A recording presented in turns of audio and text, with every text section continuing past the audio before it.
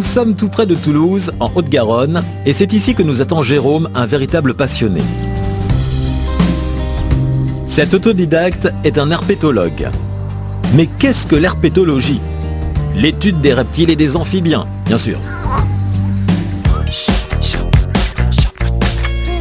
À 8 ans, Jérôme gagne sa première tortue à une fête foraine. Pour le petit garçon, c'est un véritable coup de foudre. Aujourd'hui interdit, ces lots de foire ont fait souffrir bon nombre de ces petits animaux. Ce que je ne savais pas quand j'ai pris le sac contenant ces petits animaux à carapace, c'est qu'ils changeront le fil de mon existence, à savoir qu'après je ne m'en suis jamais débarrassé, j'ai toujours gardé cette passion intacte pour les tortues qui fait que ma vie tourne autour de la leur en fait. C'est un animal qui vit longtemps, qui a besoin de beaucoup de soins, d'attention. Le commerce actuel permet à des gens d'acheter légalement des tortues, mais il faut avoir systématiquement à l'esprit de se renseigner bien sur les besoins et les conditions dans lesquelles doivent vivre ces animaux. On n'achète pas une tortue comme on achète un chewing-gum ou une sucette. On se renseigne avant, on fait en sorte de créer les conditions pour accueillir et élever dans les meilleures conditions possibles ces animaux-là. Qu'elles soient terrestres ou aquatiques, elles conditionnent leurs activités selon la météo.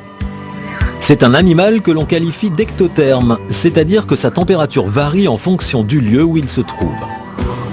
Son alimentation diffère selon son espèce. Il faut donc se renseigner auprès des spécialistes. Et puis, pour que votre tortue soit en sécurité, il faut adapter votre jardin à votre ami. Jérôme possède une 50aine d'espèces différentes. Découvrons avec lui les plus originales. Alors là, on va voir un spécimen un peu particulier.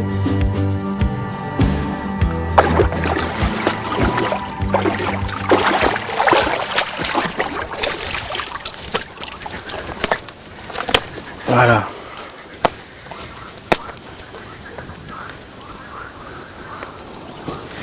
Donc on va la poser là.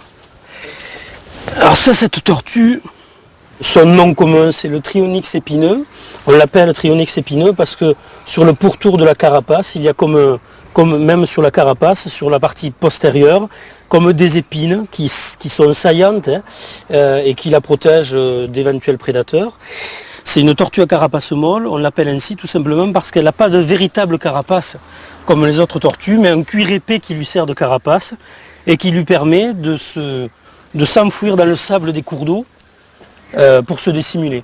Sa particularité, c'est d'avoir le museau particulièrement allongé qui lui permet de respirer à la surface sans pour autant bouger du fond de l'étang où elle vit. Et c'est vrai qu'elle a une tête qui ressemble davantage à un serpent ou à une anguille qu'à la placide tortue Caroline ou Sophie qu'on croise communément dans nos jardins. Comme c'est un animal qui aime tout miser sur sa capacité à se cacher, elle n'a pas, contrairement aux autres tortues, une protection très efficace dans sa partie inférieure. Ce qui fait qu'effectivement, elle pourrait être embêtée par des prédateurs. Elle a des puissantes griffes aux pattes avant. Oh, merde.